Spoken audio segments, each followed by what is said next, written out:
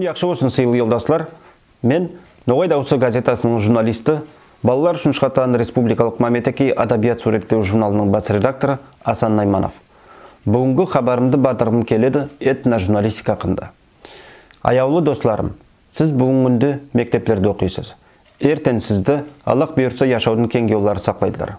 Әрбіріңізді өз жүрегіңізді асыл толқып тұрған мұратларыңызға жетер үшін yanыңызға яқын кеспіді сайлама үмітленесіз деп білемін. Мен өзімді сіздей бала заманымда жүрегімнің бас түбіні журналист болмаға мұрат етіп ойлаған едім.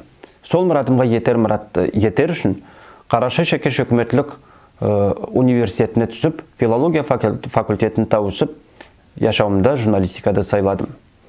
Тек бұлай журналистика туыл белгілі позбасүйемен этножурналистика деп айтайым.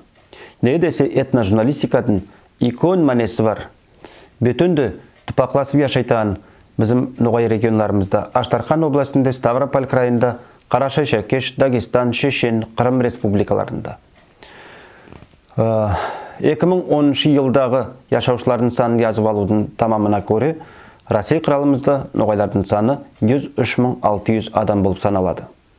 Сөйткөн заманда Дагестан республикасында, Қарашай Шәкеш республикасында Ноғай тілін сақлауға, адет жолымызды, тарихымызды, маданиятымызды, адабиятымызды, саниятымызды сақламаға, өрлендірмеге қаратылған көп қызықлы мақалалар, газеталарда, журналдарда баспаланадылар. Сөйткөн заманда радиоларда, телеберулерді әзірленеділер. Этножурналистикады ақында айтқан заманда ол қай бір халықтың яшауын, бақтасын, соның санында әрбір тармақта халқымыздың атын, сыйын, жоғары атағын көтеріп сілейтан адамның бақтасын ашықламаға амал беретанын кеспі. Белгілі бозбас үйемен этножурналистика ұзын ақша әкелетан кеспілердің бірісі туыл. Кенемнің өзінде этножурналистика халық үшін икон әрекетлік. Сөйткөн заманда сізге де икон шақыру етпес үйемен көп өмірлік тарихы болған халқымыздың адабиятын, тілін, маданиятын, тарихын, этнографиясын сақлау, өрлендіру мұратта өз күшіңізді сонда ебермеге деп.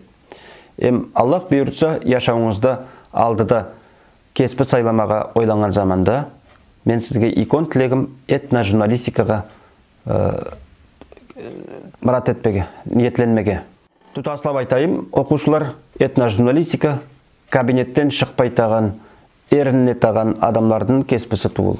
Этножурналистика алал жүрегімен халқын сүйген, міллетіне елімлі, яныплы болған адамлардың кеспісі. Сөйткөн заманда, сайлау өткен заманда яшауда ойланыңыз. Этножурналистика ол сыйлы кеспі.